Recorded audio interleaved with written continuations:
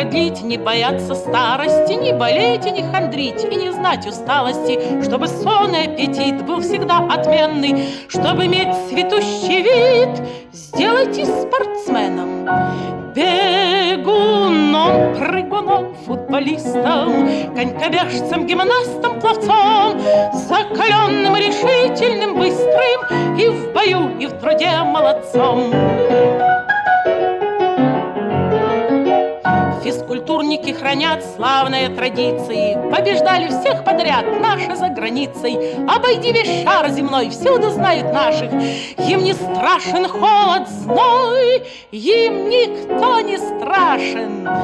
Бегунам, прыгунам, футболистам, конькобежцам, гимнастам, пловцам, закаленным, решительным, быстрым, и в бою, и в труде молодцам. Наша Родина горда славой легендарной, стражем мира и труда стала наша армия. На посту ли трудовом, в деле ли военном, чтобы первым быть во всем, надо быть спортсменом.